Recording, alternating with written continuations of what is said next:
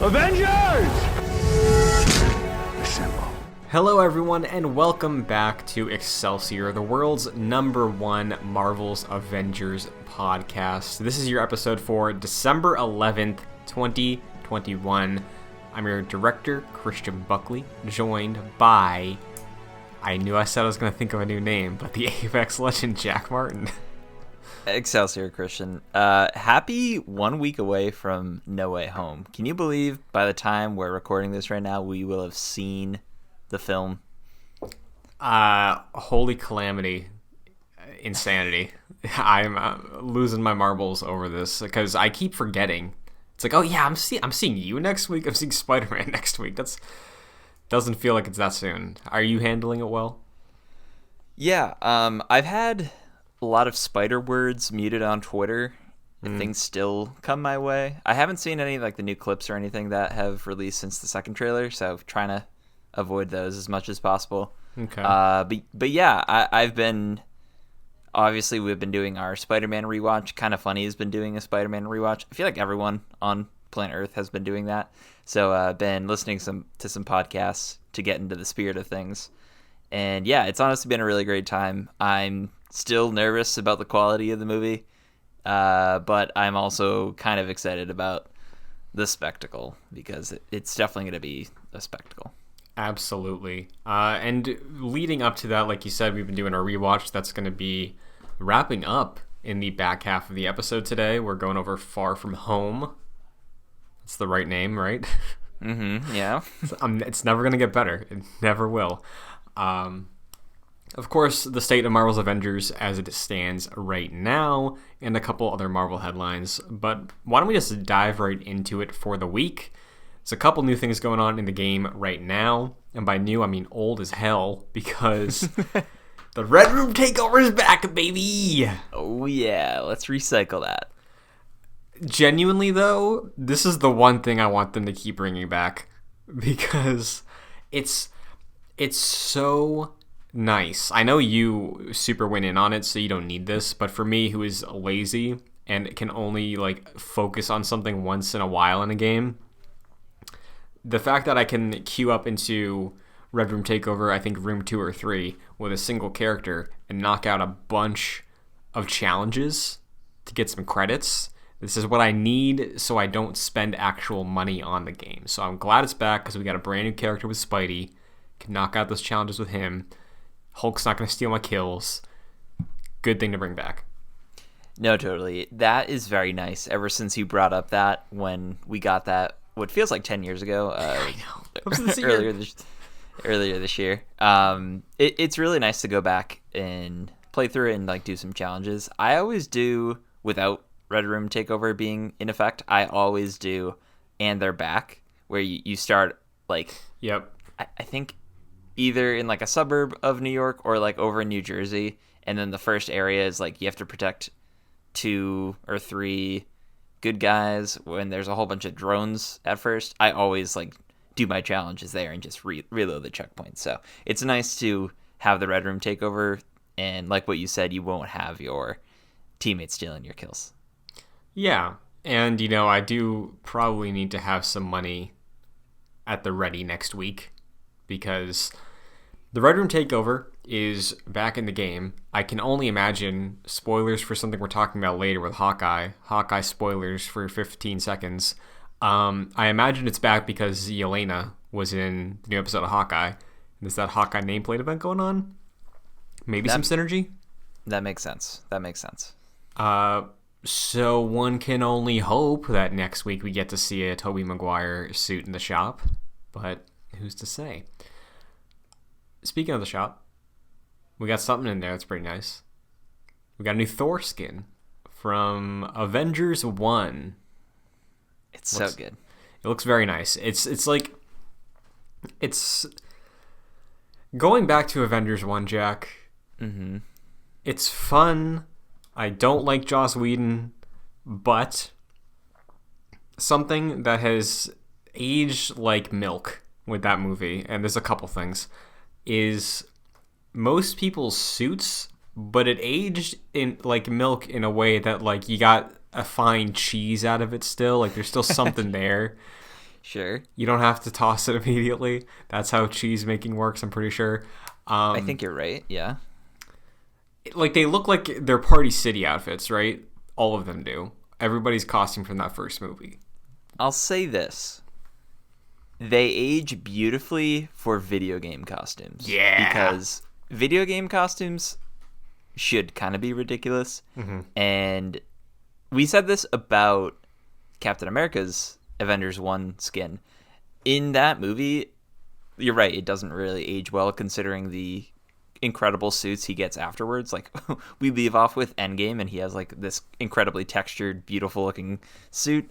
And we go back to Avengers 1 and it's like, oh wow, this looks like compared to that, it looks like a college student made this for a student film.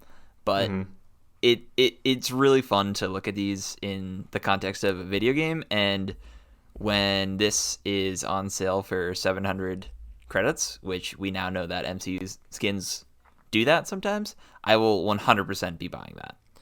Yeah, me too. Because, like, love the Infinity War look for Thor, but the very chiseled chin, like, long blonde hair, and then the clown getup is iconic, and I would like to have this.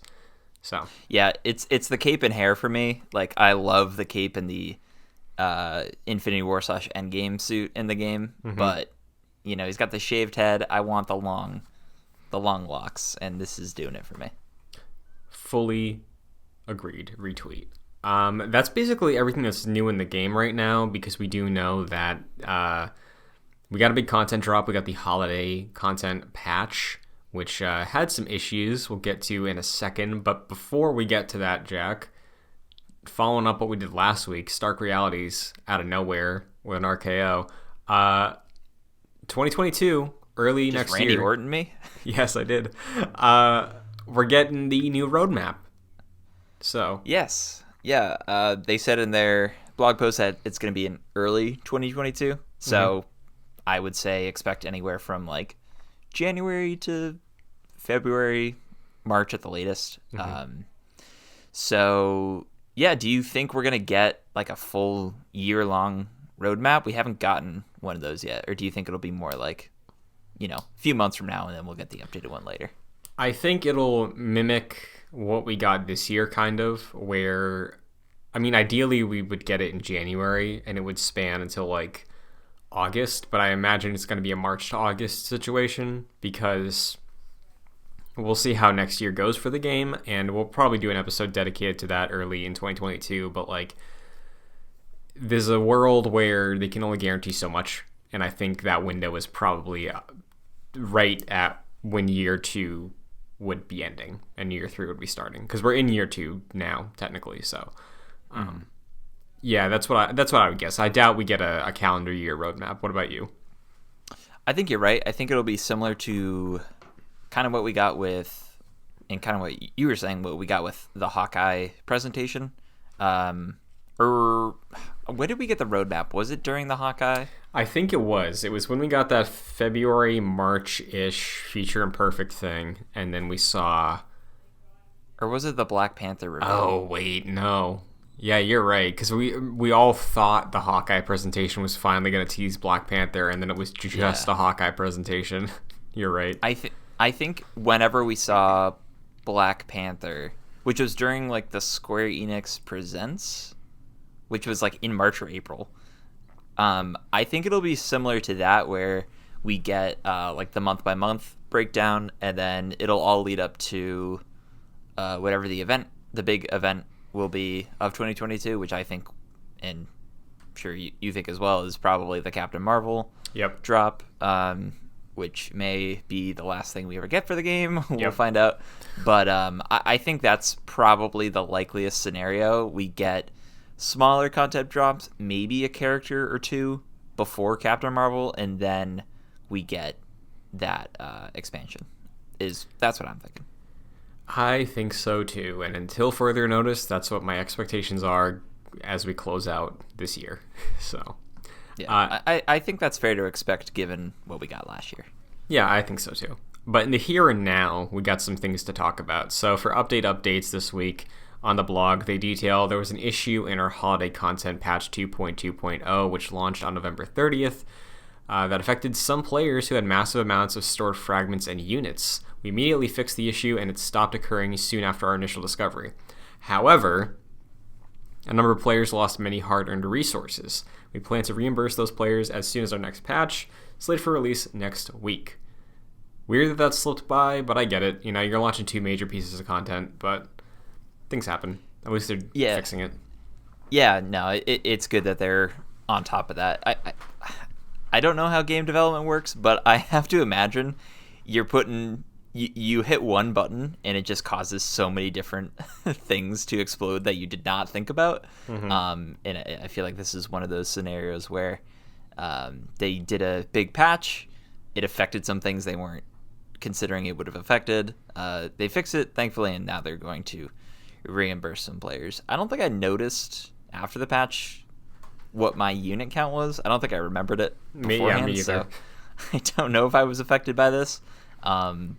But yeah, it'll be interesting to see if they will reimburse all the player base or just the people that noticed. But either way, it's good that they're being pretty proactive about this. And for a fix next week, I'd say that's fairly quick. Yeah, especially because, you know, it's the holidays and I don't know the scope of whatever the dedicated Avengers team at Crystal Dynamics is right now, but we do know they have other projects they're working on. And there's a couple studios. So the fact that it was this fast of a turnaround is like, yeah, good. At least they commented on it within, about a week and a half. So yeah, good on them. Yeah. They also noted that after a lot of hard work to give us all the discordant sound Raid and Spider-Man for PlayStation players, Crystal is preparing for the holiday break. Like you said, this is the 2022 roadmap. They are dropping expectations in check, everybody. Maybe things will leak. I imagine they will. But we'll have to wait and see what's in store for them next year. But that's really it for the game right now, Jack. You and I still haven't played the Raid. Again, looking to maybe over the holidays or have a general discussion about it in a couple weeks. But looking back at what they're talking about right now, we're kind of good on content for the rest of the year. Might get a couple more costumes. What do you think overall of where we're at? Like, just a letter grade or anything for year one, this full year of Avengers? I would say like a solid B, honestly. Like, given what the game was in, and this is very much us being shills, so maybe I'm scoring a lot higher than I'm sure what the general public. I would have said B minus, so yeah. not too far off. I would say B minus or B because given what the game was at launch, like it had a lot of issues, and it still does to this day. But I feel like they've turned it around in terms of like a steady pace of content. Like, we didn't have really anything until we got Kate, which I think it's hard to remember. It was either November or December of that year. It was December. Kate dropped a year ago, a couple days back.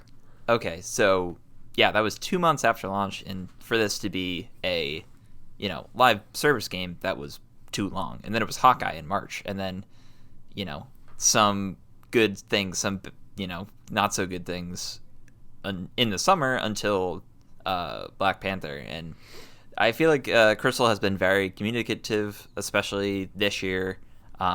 There's been a lot of good changes, and even with the bad changes, they came around and fixed those. Notably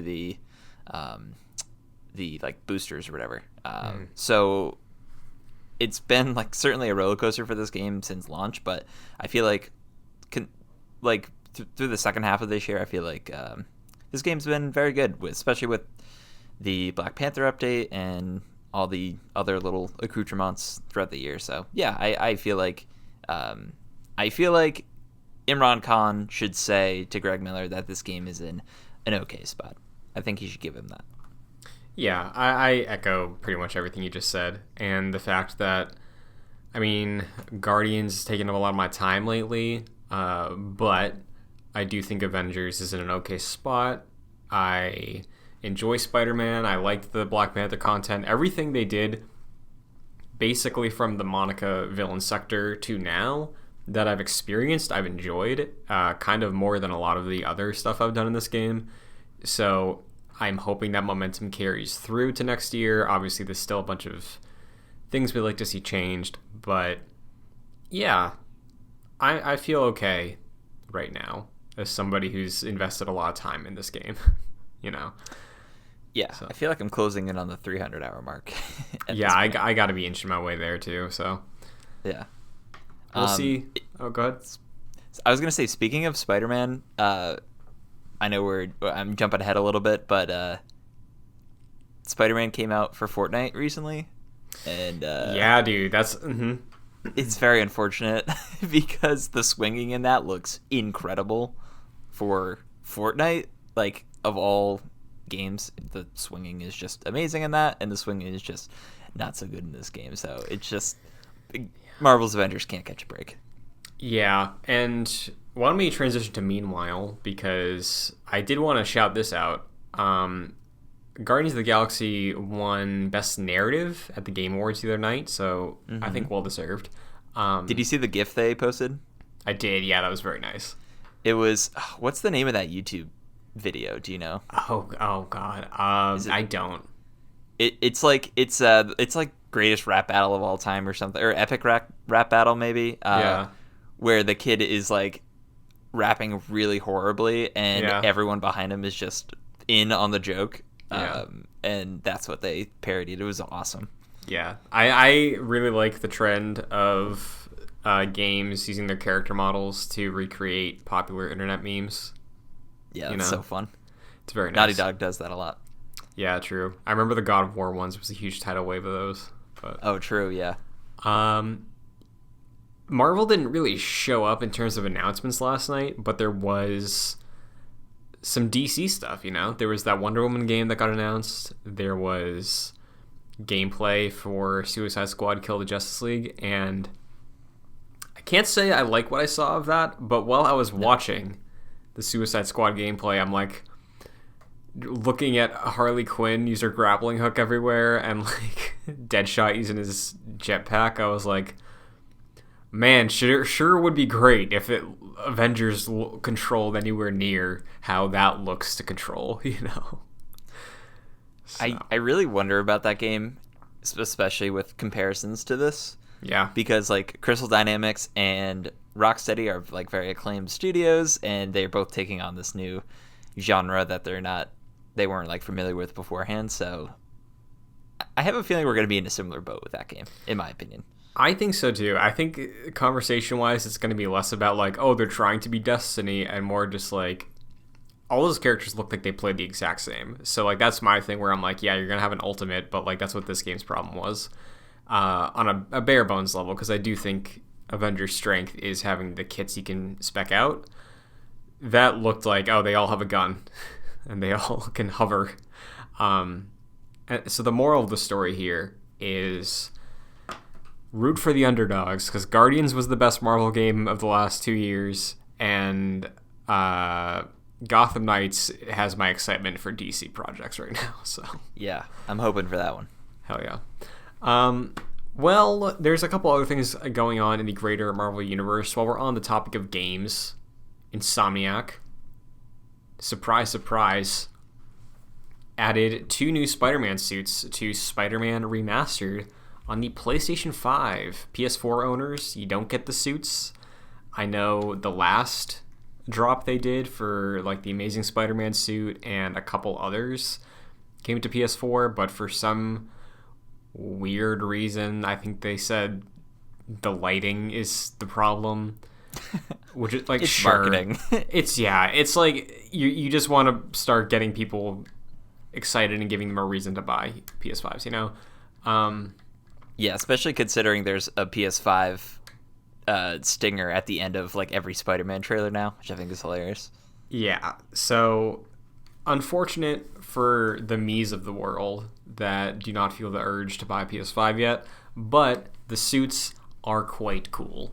Which of the two do you like the best? So it's the black and gold one, right, from No Way Home, and it's also, what's the second one? It's the one that looks like a hybrid of his Far From Home suit with the Iron Spider, but gold. Oh, right. I love that suit.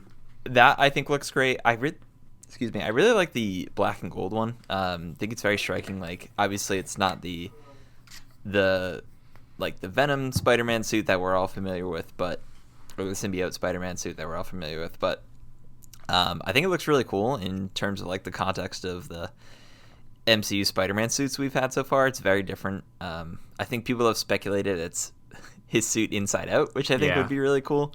And if not, it just looks really cool. So yeah, this will definitely have me popping in and swinging around for a little bit with these. For sure, yeah. And they're great additions. I imagine these are probably going to be the final suits they add, unless they add next year for this other project. Maybe they add some suits to Spider-Man Miles Morales. Because we learned 2022 holiday.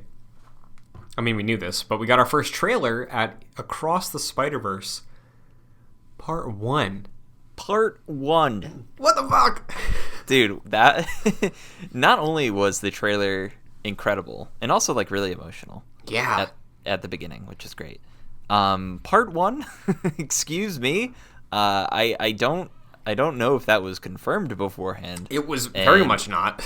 Yeah, that really just jumped out at the end of the trailer and has me incredibly excited because Part 1 kind of confirms that there's a Part 2. At least a Part 2 also. At least a Part 2. Yeah. So I mean, I know this movie did well for an animated movie, and it didn't do as well as the other Spider-Man movies, in large part because it is an animated movies, and I feel like in terms of like box office scales, those are treated differently. Yeah. So it was like kind of confusing. Like, are we gonna get a Spider-Verse 2? And obviously, like, it was confirmed a few years ago that we were, so that was good. But I didn't think we were gonna get at least 2 more. So yeah, man, this is incredible. I loved this trailer. I watched it with my girlfriend, and then I watched it a bunch more times, and I'm so hyped. Yeah, man. I think it's fantastic that they did that little surprise, because I found out last Friday, I think. They were like, oh yeah, tomorrow we're showing off Spider-Verse footage. I was like, really? Why? And I still don't know why, but they showed off this trailer, which looks beautiful. Again, has the Spider-Verse animation style that kind of lit social media on fire for at least a good month after that movie came out, probably longer. I still see people retweet stuff from that movie.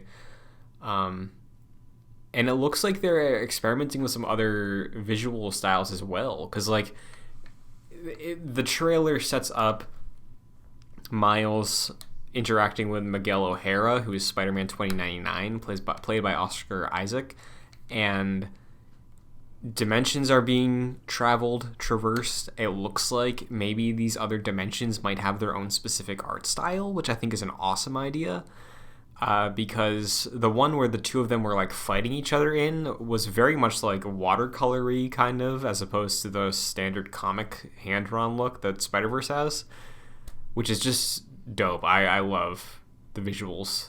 Once again, surprising. So yeah, no, I love that take on like different universes having a different art style. Like Spider-Ham obviously had a different art style, and Gwen Stacy in the first Into the Spider-Verse had her universe had her own. It was like more pinkish hues. Mm-hmm. So that's really cool. I'm glad they're continuing that. It is very much more like in your face in a good way in this trailer. Like, it's very like green and oranges throughout wherever they're fighting. So man, this is can't believe this is coming out next year. Like, that is wild.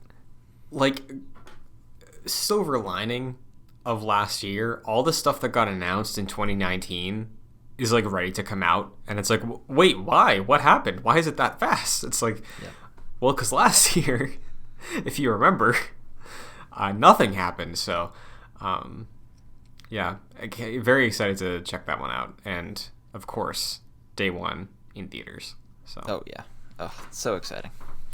Jackie, know another movie I'll be there day one in theaters for?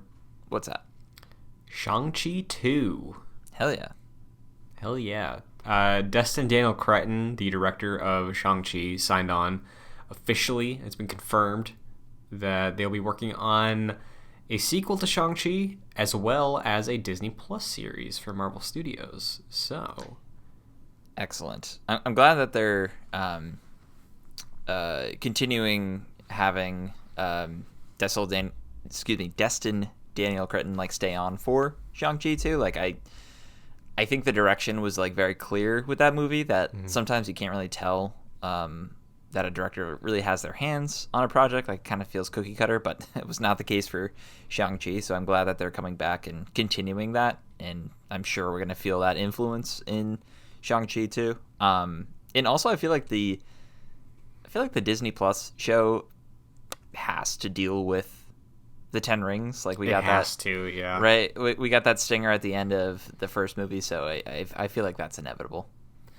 Yeah, I was going to ask, and I was hoping you'd say the 10 Rings, because that makes the most sense, right? Yeah. I remember there was an interview post Shang-Chi's release, I think, about Tony Leung saying he'd be interested in, like, exploring more of the Mandarin. So, like, I'd also be super down for a limited series, like 5 episodes about his character and his history, sort of. Would be very cool, but yeah, I imagine 10 Rings is probably the way to go. And honestly, they could explore the Mandarin through a 10 Rings show. Maybe not like presently, because I imagine they'd be progressing the plot where we leave off in that post-credit scene. But you could explore the influence he had, his legacy, some flashbacks maybe. I'm sure there would be some interesting stuff to explore. I think I said after the movie, I'm not so excited about following up with the 10 Rings, at least right now. But I hope they convince me otherwise. Yeah, I think there could be absolutely room to explore this more anti-hero group through a project like this. Because if we look at like the other, what feel like far out announcements and shows we're getting that are not new IP for Marvel, but like exploring a character or a group that haven't been in the spotlight, right? Or like haven't had a specific character to spin off from. Like, I'm not talking the Hawkeyes or the Lokis of Disney Plus. I'm talking about like the Untitled Wakanda show that's going to be about that cast, you know? Like, I think those IP, if we want to call it that, are some of the ones I'm more excited for that are new, as opposed to maybe other characters I just don't have a pulse on, right? Like, as we've been watching Hawkeye, I'm interested to hear about Echo, but I'm worried that Echo is just going to become like the Daredevil and Friends show, you know? So, like, true. We'll see what happens. Totally.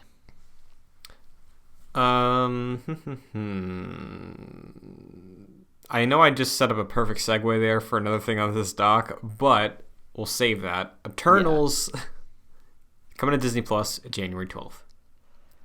I don't know if I'll rewatch this day one. Okay. Because I don't like it all that much, but I will watch it at some point. I know Disney Plus does like the IMAX cuts now. I don't know like what that means for my TV. Like I saw Justice League, like Zack Snyder's Justice League, and there was like the IMAX version, but it was just 4:3 on my TV, and it doesn't look like as nice as it would in an IMAX theater. But I guess I'll give it a go with Eternals, assuming that it retains the IMAX thing that they've been doing recently. I didn't have the will to figure out how to make this happen, but when I saw that at the beginning of Zack Snyder's Justice League, I was like, how can I watch this on a CRT? Because it would just be completely perfect. And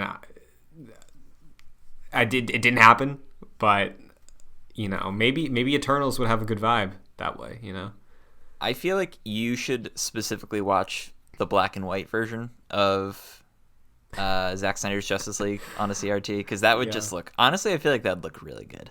It's funny because subconsciously, completely forgetting that there was a colored version, I was like envisioning in my head watching the black and white version on a CRT.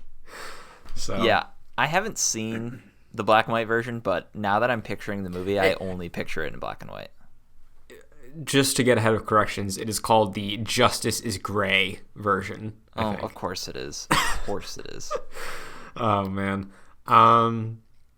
Anyway, the exciting news of the week, and the kind of surprising news of the week, Kevin Feige, in an interview with no fanfare at all, just dropped the fact that if Daredevil shows up again in the MCU, which he will, it's gonna be Charlie Cox. So, I hate this, and it's not because I hate Charlie Cox. I love Charlie Cox, and I love how he is returning for Daredevil. Mm-hmm. I hate how blatantly they are disregarding any sort of hype for his return or Kingpin's return in Hawkeye. I think more people need to be talking about this, because they're just like, yeah, Charlie Cox is coming back. What? Could you have waited the week, I'm sure, that we might see him? Or with Kingpin, we had the, in my opinion, really dumb reveal of him in episode 3, where who else could that be? Mm-hmm. And we're going to have him show up, presumably, in the next episode or 2 of Hawkeye. And that surprise is just completely gone, because we already got that. So, love that Charlie Cox is returning. I wish they just kept their mouth shut for another couple of weeks. Yeah, I also love Charlie Cox as Daredevil. I think he is in that, Ryan Reynolds, Robert Downey Jr., they were the perfect choice for this specific character. Because I think he completely and 100% kills it as Daredevil and Matt Murdock. I immediately have questions of okay, so are the shows canon? There was a lot of work that was put into those performances. What is going to be his relationship to Kingpin? Are they going to interact anymore? Is Kingpin just going to be a Spider-Man villain now? I have a lot of worries about how it'll be handled out of respect for what the shows have done before. If they're hitting a reset button, I'd be down to just have a new season of Daredevil, but I have a lot of questions. I'm just happy he's back. But I don't know if you saw this. I think there was another Kevin Feige quote from the same interview, or at least the same circuit, where somebody asked him about how he feels about actors accidentally spoiling things, specifically citing the Jamie Foxx Electro post from a year ago. And his response to it was I'm paraphrasing, but he's I'm just numb to it now. So I'd like to imagine he said that, and he's and also, yeah, Charlie Cox is back. It's yeah, it's happening. You all knew. I was thinking about this today. The more, and I'm sure you probably feel the same way, the more I get into Marvel, specifically the MCU, the more I follow it, the more it's kind of ruined for me because of all the leaks and everyone spoiling it, and no one being chill and just not talking about things that they're not supposed to talk about. It's really unfortunate. Where a few years ago, I wasn't really into following all these Twitter accounts and going all these different news websites, and things would just be a good surprise in the theater. And now I'm oh, I kind of know what to expect going forward, and it's a little sad. Yeah, I mean, I was that peak of end of phase 1, beginning of phase 2. I was reading constantly, and then I forget what movie made me stop. I think after Winter Soldier came out, and I read leading up to it multiple articles talking about the history of the Winter Soldier, and that surprise did not hit for me the way it did for other people. I just kind of stopped, and around then also. Oh, no, I remember what killed it. Amazing Spider-Man 2. The trailer. That infamous 5-minute trailer that shows too many things. I started just going media blackout, and since then, I've tried my best, to avoid it, even though we do shows like this. But yeah, especially now, I think post-pandemic, we've reached a point where people look at the entire MCU as just a TV show. Like, people will be tweeting about the Game of Thrones episode the night it airs. That's kind of how this works now. Remember, like, Black Widow opening night? Yeah, dude. There were spoilers everywhere. It's so dumb. I don't like how, like, the blatant disregard, specifically of the Stan accounts out there. I think those should be banned, wiped from the universe. That's my opinion. And now all these people with Natasha Romanoff in their profile pictures are going to come after me. But it's really annoying. Like, I just don't like how that is treated. Like, let's just be calm for a little bit, and then we could tweet about all this stuff. But, like, let's save the surprise for ourselves.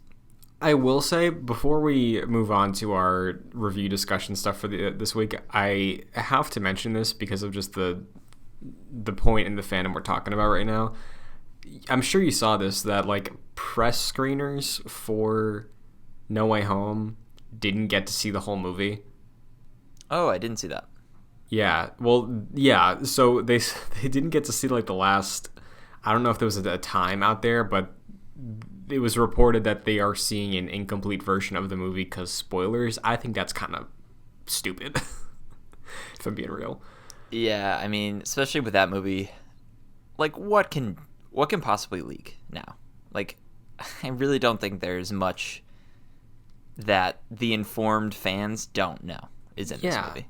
And also, like, at that point, why bother inviting press to a press screening? Like, it's their job. Just have a stricter guideline. I remember there was the NDA talk after the Eternals leak, but, like, don't invite that person again, maybe, and you'll be fine. Because I think that's the only time, at least in my years following all this stuff, that a member of a press screening leaked something major from a Marvel Studios project. So, like, this feels a bit extreme and kind of unwarranted, but I don't know.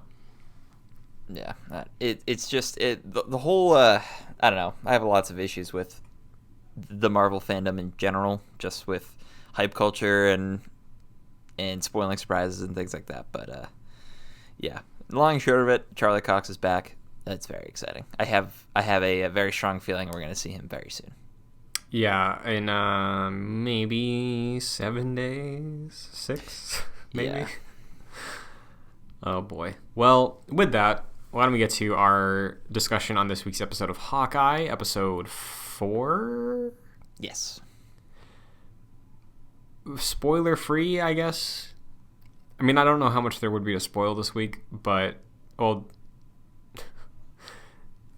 there's a funny thing that happened with this episode on the internet this week. I'm sure you saw, with a certain actor spoiling their appearance. Yes. Spoiling, I say in quotes, but, like, yeah, what did you think of episode 4? I liked episode 4. I think I liked it more than 1 and 2. Not as much as 3. Overall, I think the show is kind of falling flat for me. Like, it's very much a standard. I was thinking of it similarly to Black Widow in a way. Like, it's very much a standard MCU fare where you pretty much know where this thing's going and nothing can really surprise you. And it's really existing to get a new version of a character we already know off the ground. In this instance, it's Kate Bishop, and in Black Widow's instance, it was Yelena Belova. So I think they're very similar in that regard. But I did enjoy this episode for what it was. I thought we had some decent action scenes, and also some really emotional scenes, especially like in the middle of the episode. I still hate the Jack and Kate's mom plotline, which unfortunately is like a very central plotline to the show. But yeah, I did enjoy this episode. I have a feeling that the finale of the show is probably going to be the worst of the Disney Plus shows, just because I don't really love this show right now, and the final episode usually isn't good. So that's where I'm at with the show right now. But what about you? So I'm still enjoying it. I think it is upper mid tier of Marvel at the moment. I'm looking at it like, I think it isn't as messy as Falcon was, but I think Falcon is still a stronger show. But this is just fun all around for the most part, and I'm still enjoying it. I obviously love Kate and Haley Steinfeld filling in that role that you're talking about, and I think this is just another episode that's evidence of what you just said, of just the reason this show exists is more so to pass a torch to a new generation rather than fully wrap up the old man story. Where, like, I think wrapping up Clint and, like, the direction they've been going with the show so far, it's fine, you know? I'm definitely more interested in the Kate stuff. I think the show has been pretty consistent so far, and I think this is another episode that just makes me feel like, yeah, I know what I'm getting every week. That's not as fun as something like a WandaVision or a Loki, but yeah, I think it was a solid episode, and it just makes me more excited for the future of Hawkeye and Hawkeye's role in the MCU, mainly because of spoilers. Okay, Yelena showing up again, or for the first time, beyond Black Widow. Where I kind of just hope that season 2 of Hawkeye is the Florence Pugh and Haley Steinfeld show. So that would be amazing. That's a really great pitch. Yeah, I'd be down for that. Yeah. See, that's another thing of, surprises not hitting. Like, I don't know if this was supposed to be a surprise because she was teased to be, like, going after Hawkeye at the end of Black Widow. So, like, I feel like everyone kind of knew she was coming in, but her coming in with the mask on and then it being revealed that it was her, it's like, well, yeah, of course. So, yeah, it's just another instance of, like, the surprises not hitting in this show. But I think I like what you said of this sort of being just kind of more of a fun show and not having as much importance to the greater MCU, which I think is really fun to have. And I like having those sorts of projects in the MCU where it's not like, hey, this is not like an Avengers level threat or anything. This is just some dude trying to get home for Christmas and, like, getting wrapped up in these shenanigans. And for the most part, it's fun. Some things I just don't like about it and I think is kind of goofy. Like, for instance, I'm not a big fan of the LARPing situation, especially them going back to the well. Oh, yeah, let's visit the LARPers again. And let's have this police officer, like, just like very blatantly commit this crime for I don't know why. It's just there's some silliness to the show, but it's fun. It's very light. I think it's like, as much as any of the MCU projects are just popcorn, I think this is definitely, like, one of the more popcorn shows where it's like, yeah, some stuff is, like, kind of goofy, but it's a decently fun ride. Yeah, and I think maybe that might be a little why I'm, like, only slightly more into it than you sound the past few weeks, is because I think so far every show we've had, unless I'm forgetting one, have been, like, kind of heavy in one way or another for the MCU standard, at least, where this one just being kind of, like, fun. Like, obviously there's, like, some storylines going on underneath it all, but, like, every week it's like, yeah, it's just a fun scenario, these characters bouncing off each other. It's kind of refreshing in a way, and it feels low stakes in a way that I appreciate, where, like, WandaVision and Loki both felt like super consequential for things. Falcon, maybe not consequential for the entire MCU, but, like, its subject matter was very heavy. This is like on the level of why I love the Ant-Man movies in a way. Oh, yes. I think that I prefer the Ant-Man, at least probably the first one, at least, more than what the show's been doing so far. But if they can coast with this level of, entertainment for the final episodes, I feel pretty good about it, I think. Yeah, I like what you were saying about, like, mid-tier Marvel. I was thinking in my mind, like, this might fall around, like, where, like, Ant-Man and the Wasp sits for me. Maybe a little bit lower, because I I love that movie unabashedly. But yeah, it's that sort of feeling where it doesn't have this grand scale to it, and it's not all too important. It really is more about the character moments. And I think this episode, probably more so than the other episodes, were really good at building the relationship between Kate and Clint, specifically like their conversation during like the Christmas movie marathon. I really liked that, and I like that sort of bonding situation where, for the most part, like Clint has been very reluctant to hang out with Kate, like understandably so. But as the audience member, like you want them to, be best buds. So it's nice that they're becoming better friends. I know, obviously, at the end of this episode, they're at their lowest point, but that's obviously going to change in the next couple of weeks. Yeah. So we will, of course, see how that goes moving forward. Any other final comments on this week's Hawkeye before we move on to Spidey? I don't think so. I think it was good emotional points and some good action as well. Solid. Well, that brings us to our final episode, talking about a Spider-Man movie leading up to Spider-Man No Way Home. This week, we rewatched Spider-Man Far From Home, the 2019 MCU movie that followed up Endgame, the final film / project in the Infinity Saga, which is always weird to think about. Yeah, like this was the final Phase 3 movie, which feels very strange. Feels like this should have been like the first Phase 4 movie, but oh well. Yeah.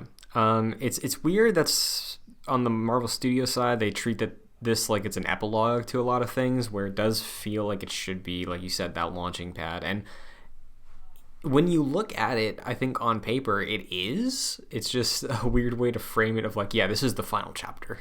But yeah.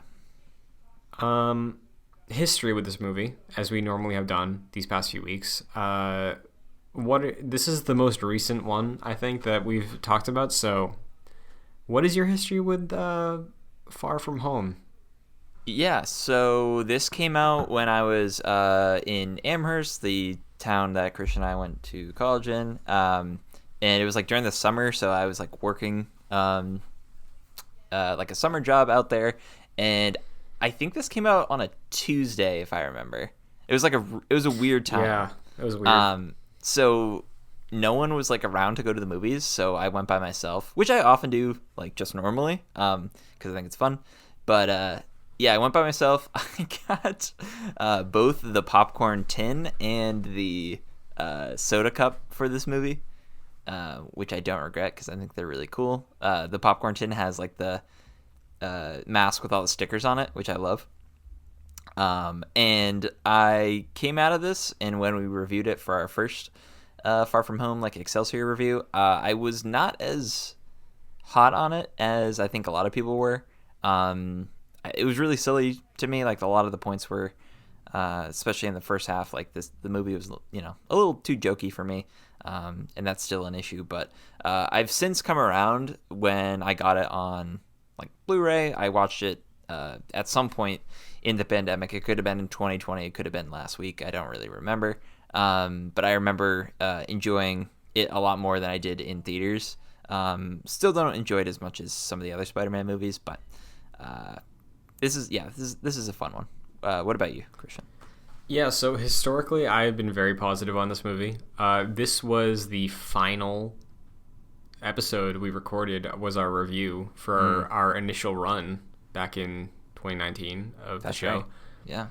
So, as far as this movie goes, I have never understood some of the like typical Tom Holland haters critiques of the movie, like the people that never hear him out always throw the same stuff at Far From Home. And every time I revisit it, I've watched this movie twice this year. Once like sometime over the summer, and then again for this rewatch. I truly don't understand it, because this entire movie, the purpose of it is like showing rather than telling the idea of a core element of Spider-Man's character. where it's about great power, great responsibility. I think the problem is that a lot of these people just want that to be said, because that is the thing he lives in this movie. He wants to give up his responsibilities. He does, bites him in the ass, and then he has to own up to it, and he still gets punished. And at the end of the day, that's like one of the core pillars that I love about Spider-Man as a character. And it's why, spoilers, I like this more than Homecoming, because it feels more like a Spider-Man movie to me, despite taking place in Europe.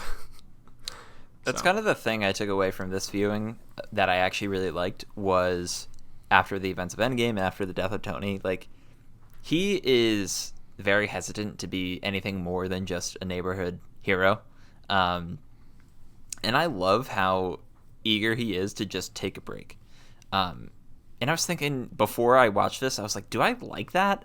And then I watched the movie, I was like, oh yeah, that makes total sense for his character to be like, I kind of need time away from Spider-Man because of everything that has happened. And we don't really see that in... Obviously, we saw that in Spider-Man 2, but that was like more so... I guess more so a choice of where Peter was at in his life rather than like what happened to Peter and like the circumstances outside of his own character that we see in this movie. And I really enjoyed that. I liked how most of this movie he just wants to be Peter Parker. I kind of love that. Plus, he's a kid, and I think that's a thing people forget constantly, is that we're stewing with this version of Peter Parker where he's still like, what, 16 or 17 supposed to be in these movies. Like, he's still very, very young, and a natural response to like your mentor dying in front of you and yourself dying because of who you are as a hero, and then coming back to life after 5 years, like, maybe wanted to take a month off. Realistic for a teenager, right? Like, I think that is like, context matters, and I think that's lost on a lot of discussion about MCU Peter Parker and Spider-Man. There's absolutely valid critiques to be had against these movies and portrayal in this movie even, but like, to me it is refreshing because it does still feel like I'm watching a Peter Parker story and a Spider-Man story where he's trying to make the right decisions for himself and it doesn't work out for him, and when he does make the right decision, it also doesn't work out for him. And a lot of that is tied to how much of this movie rests on his relationships with people. A lot of it is about Mysterio, which we can get to. I'll say, or let me ask you this. What is your biggest detractor with Far From Home? The first half of the movie. And I honestly think it kind of, for me at least, it doesn't get worse, but I feel like it's more noticeable on repeat viewings. There's a couple things. I think, especially like in Venice and Prague, it's a very comedic movie. And a lot of the comedy does hit, but again, like I said last week, I'm kind of missing like the emotional weight of Spider-Man as a character, especially in the first half of this movie. Also, for me at least, knowing that like everything that's happening is just Mysterio manipulating everything, doesn't hit as much this time. And like, it's like, all right, we got to go through these elementals to get through to the good part of the movie, in my opinion. So yeah, that first half of the movie, I don't find myself loving, especially like some of the people have compared Peter jumping out of the bus and like stopping the drone to like a Disney Channel original movie, like just doesn't look good. And I was watching this with my girlfriend and her roommate. I was like, that might be one of my least favorite scenes in the MCU. Like, just completely ridiculous in my opinion. But yeah, I think it's the, even more so than Homecoming, the comedic feel to it, and also just the plot points of knowing on a repeat viewing, knowing what is happening, just doesn't land as hard for me. Yeah, that's fair. I'm with you. I do not like the scene on the bus.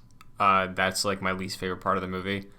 I think the comedy for me works because it's still what I liked about Homecoming, where it feels like it's a movie that could have been obviously not, but like made by high schoolers in like a way that like it feels very natural and true to like that age range, at least when we were in high school, you know, like it does feel relatable in that way where the humor for me works. Ned is hilarious and a highlight, I think, in this one. And everything with Peter and MJ in this, I think, is very genuine and sweet. And obviously, there was some chemistry going on there. Yep.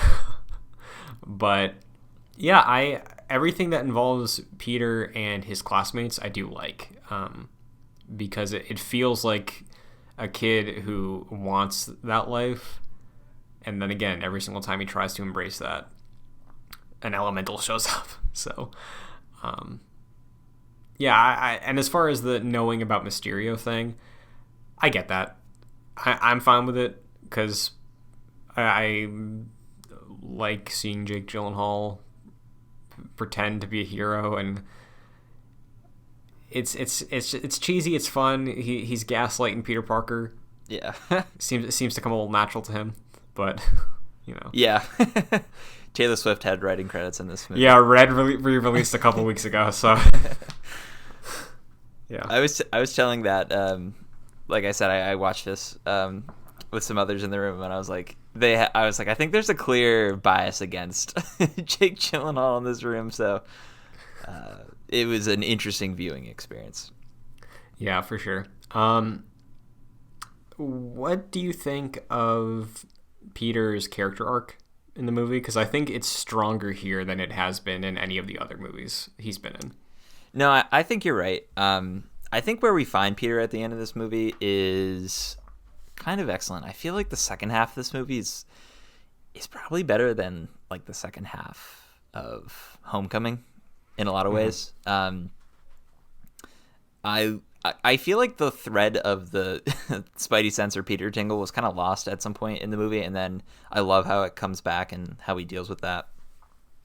And also just straight up the scene with Happy and him realizing he'll never be Iron Man without, and he's like obviously going past all these murals and things throughout the movie, which I think were like treated subtly. Like we're not beaten over the head with these. They're just kind of in the background. And then Happy being like, you'll never be Tony.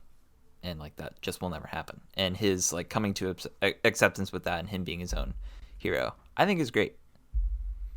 Yeah, I also feel the same. I really enjoy, like, when you really look at it, it is him trying to be his own hero, where I don't understand the idea that he has a mentor in this one, where he looks up to Mysterio for a bit, but he doesn't learn anything from him. He doesn't learn anything from Fury. Like, he's being bossed around for the first half, and I think that's essential to get him to where he has to be in the end, where he is becoming his own superhero, which I get why people at the time didn't like that. I get why people right now couldn't like that. But again, it's the context of the MCU where you have this ongoing story across multiple projects, and it's time to experiment and see stories through the perspectives of a child Spider-Man, because we haven't done that before. And as we've learned, there's time to explore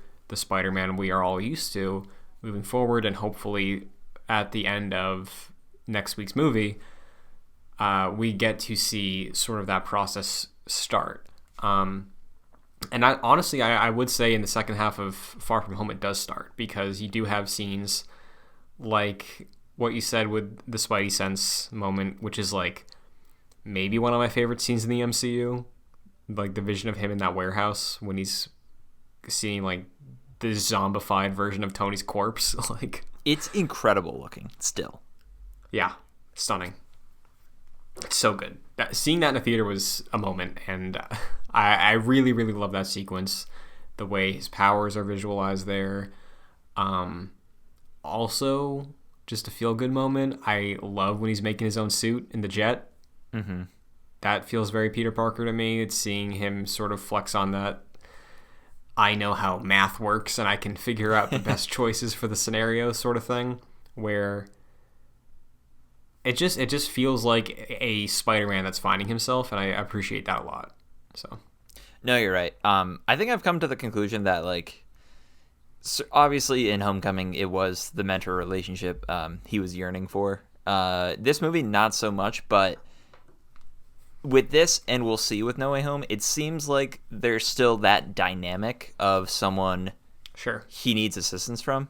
Like he's still relying on Mysterio to like get through the elementals. Like Mysterio pretty much, does all the work in, obviously, because he kind of is making himself look like he's doing that. And it seems like Doctor Strange, like he goes to Doctor Strange and No Way Home to figure out a problem that he's having.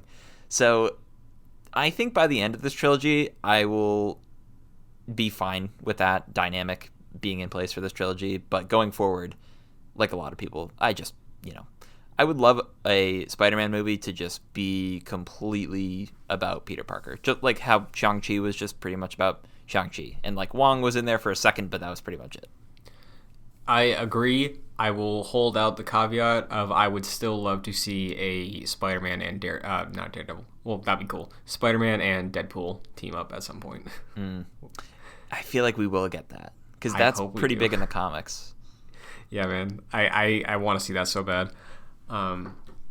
As far as everything else goes, is there any other major hangups you have with it, or is it smooth sailing? Like, what's the turning point for you? Is it once the Mysterio reveal kicks off?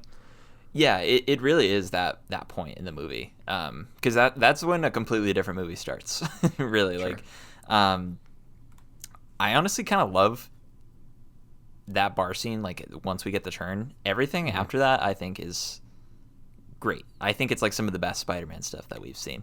It's just everything leading up to that point for me drags, especially on repeat viewings. But yeah, I love even like the end scene fight. I think there's like a lot of kinetic motion to what Peter's doing, even though he's fighting a bunch of drones. He's swinging around and doing a lot of interesting stuff in terms of action. Like some of the dialogue that the characters have at the end, especially like in the like fort or whatever, I think is fun. And yeah, I it really is the second half of the movie that comes alive for me, and it's Peter realizing who he is. And the scene in the whatever ship that they're in with Happy and Peter is, I think, probably one of the best Spider-Man scenes we've seen so far.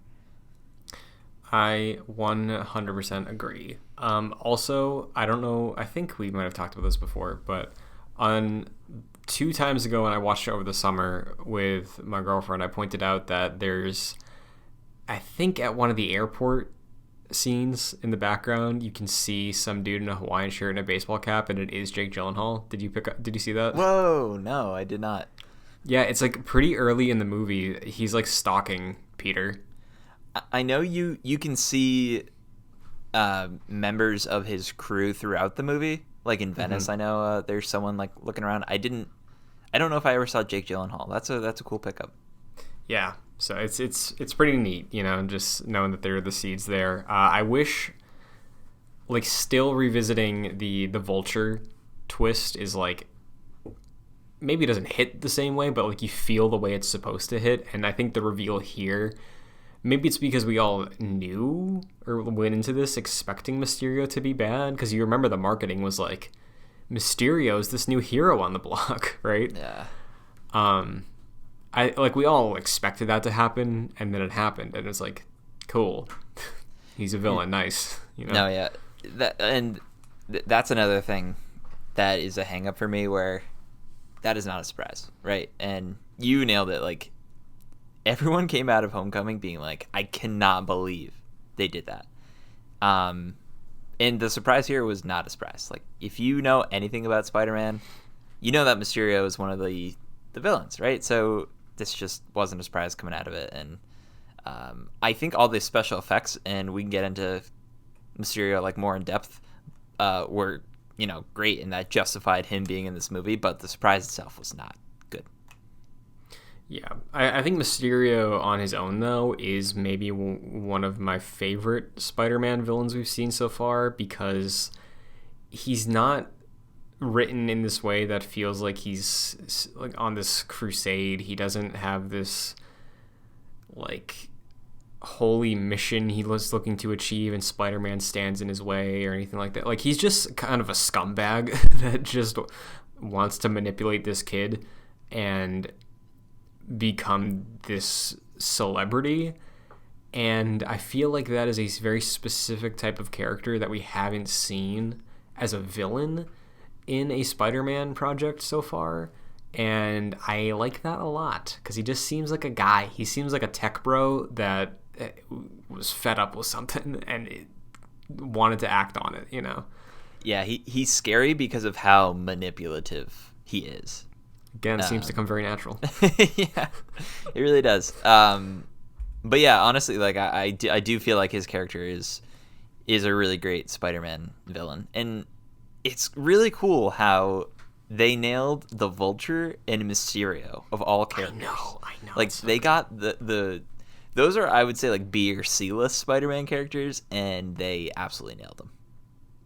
Yeah, I 100% agree. And everything he does when he is a acting villain to Peter, like in the last 30-ish minutes, every time he's interacting with him, the scene in the bar too, just the way that like the performance comes out more of like how much of a psychopath this guy actually is. It's just, obviously Jake Gyllenhaal's a fantastic actor, so like it comes out very, very well with the surrounding cast. But all too well, Jack. Oh man. I guess with that though, would you like to slot him in our villain ranking, and then we can get to our overall rankings? Yeah, let's do it. So currently, should I go worst to best or best to worst? Let's go worst to best. Okay. Bottom of our villain tier ranking: Venom from Spider-Man 3, then Riot, then Jamie Foxx Electro, then the New Goblin, then Rhino. Above that is the Lizard, then Dane DeHaan Goblin, Carnage, Sandman, Willem Dafoe Green Goblin, Doc Ock, Vulture. Who? I would say under Doc Ock. I was thinking the exact same thing. Okay, perfect. Because I really do like Mysterio in this. I think Vulture is far and away the best villain so far, just because he seems like a real person. And Doc Ock is very like cartoonish in a way that everything in the Sam Raimi movies are cartoonish, but it just kind of works. And he's great in this, but I still prefer Doc Ock, I think. I think you're right, because Doc Ock does have that sort of like, we talked about it last week when we were ranking Vulture, that very theatrical way he's written and performed and tragic backstory sort of thing, where Mysterio, like Vulture, just feels like a real person. But I do, maybe it's nostalgia, but I do really enjoy the way Doc Ock is written and portrayed as a villain. So yeah, I did too. I think we nailed that. Agreed. The last thing I'll say about Mysterio, and I have a question I want to throw your way. We have a very notable thing with Spider-Man in that the Sinister Six exist. Mm-hmm. With No Way Home, we have 5 prominent villains, and we all know for sure there's no way Sony and Marvel saw they had 5 out of 6 villains ready, and we're like, you know what, maybe another time. The Sinister Six are absolutely going to be the villain force in No Way Home. Do you think it's going to be Vulture or Mysterio as that 6th? Because every time I rewatch this, I'm more and more sold that Mysterio is not dead. Like, oh, he's definitely not dead. Yeah, he's totally alive. Because the thing is, the way that Daily Bugle video is shot too, in the end, he looks the way he does at the end of that fight. Mm-hmm. And he didn't have time to record that because Peter was there the whole time. Like, that dude's alive. So, who do you think? What makes more sense for you as the 6th member? Because we need a Tom Holland Spider-Man villain in that group. I think Mysterio makes more sense. I do have a feeling that a movie called Spider-Man Sinister Six would make a lot of money. So I think No Way Home would probably be a tease of that, in the same way that's going to be a tease of a live-action Spider-Verse movie. Sure. So, but if we do see a sixth villain, which is probably likely, I think it's more likely to be Mysterio. That being said, that would be way too much going on in this movie, even though there's already a lot going on. So, might as well just add another cherry on the other 10 cherries. Because I think it would make sense for either of them in a way. I'm less sold on Vulture because Vulture feels like there's more of that personal connection between the two of them. Mm-hmm.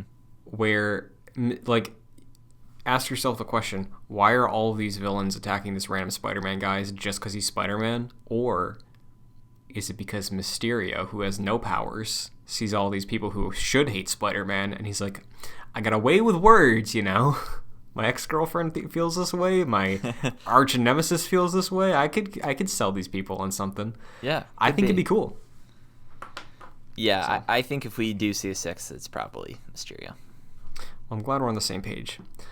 Because we're about to not be. Where do you rank Spider-Man Far From Home? So, yes. So there have been 10 movies. Number 10 is Spider-Man 3. Number 9 is Venom. Number 8 is Venom Let There Be Carnage. 7, Amazing Spider-Man 2. 6, Amazing Spider-Man. 5, Spider-Man 1. 4, Spider-Man Far From Home. 3, Spider-Man Homecoming. 2, Spider-Man 2. And 1, Into the Spider-Verse. What about you? So the bottom half of our list is identical up to Spider-Man 1 at number 5. So, for the sake of understanding for listeners, 10 is Spider-Man 3, 9 is Venom, 8 is Let There Be Carnage, 7 is Amazing Spider-Man 2, 6 is Amazing Spider-Man, 5 is Sam Raimi 1, 4th for me is Homecoming, 3rd is Far From Home, 2 is Into the Spider-Verse, and 1 is Spider-Man 2. Very cool. So, there it is.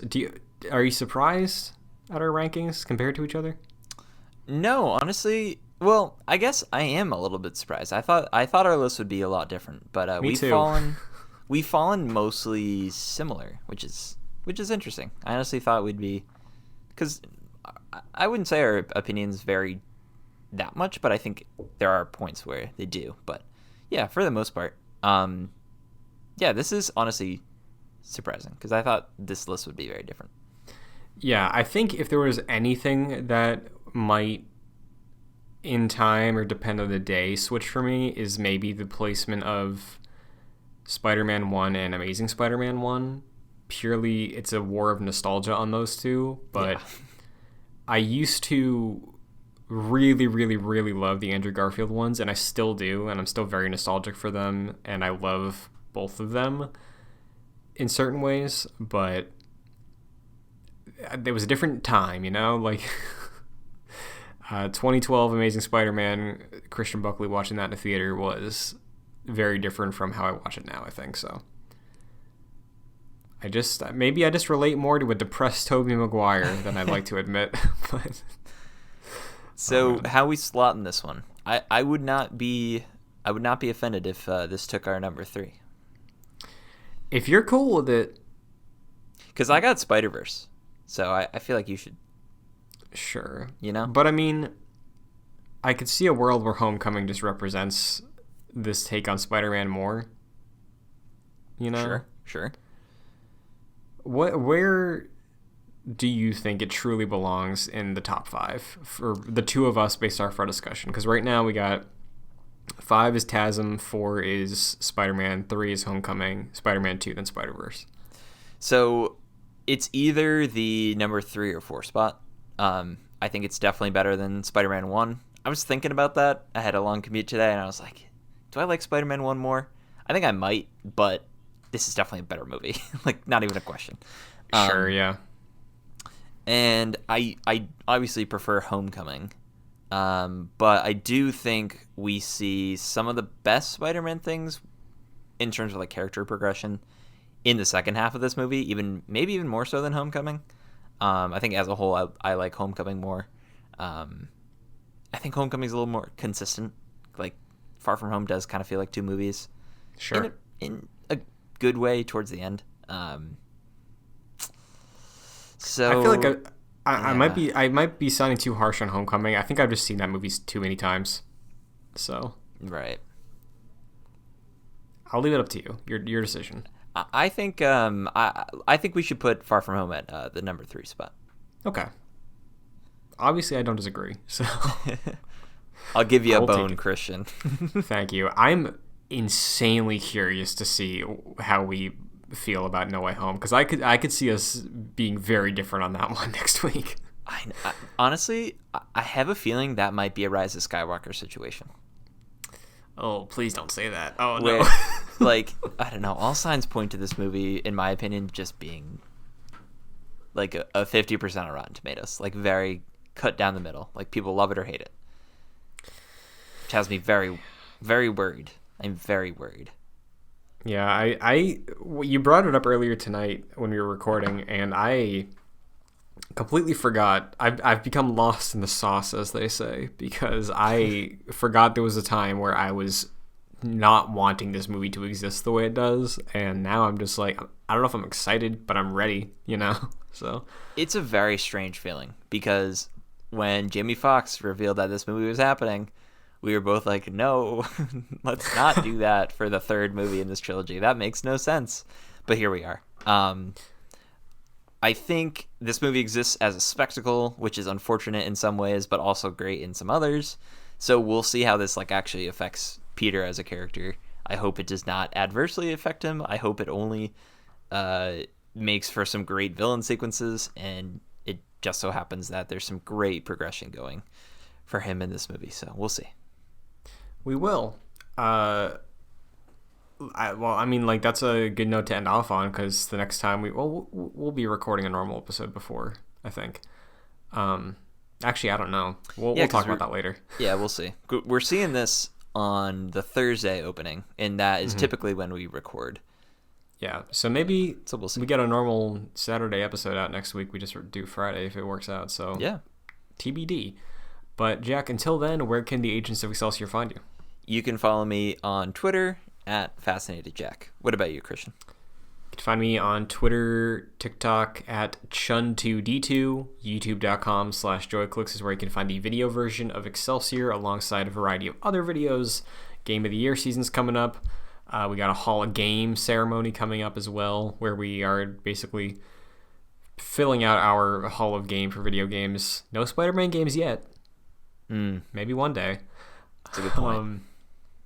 If you want to check us out on audio services, you can go to your favorite service like Apple Podcasts, Spotify, Google Play, whatever you choose. And rating and reviewing on those given platforms helps the show out a ton. So if you could take a quick second and do that, it would be very appreciated by both of us to help the show find more people. And that is it. Patreon.com/JoyClicks also exists. You can support the shows there at the $1 and $5 tiers. $5 will get you producer credit on every show we do, including this one, like Aaron Easton and Charles Applin. So thank you very much. And that is actually it. So next time you hear from us, we will have seen Spider-Man No Way Home. Hope you all enjoy it. Stay safe out there. And until next week, Excelsior, it's pizza time. Excelsior, it's pizza time.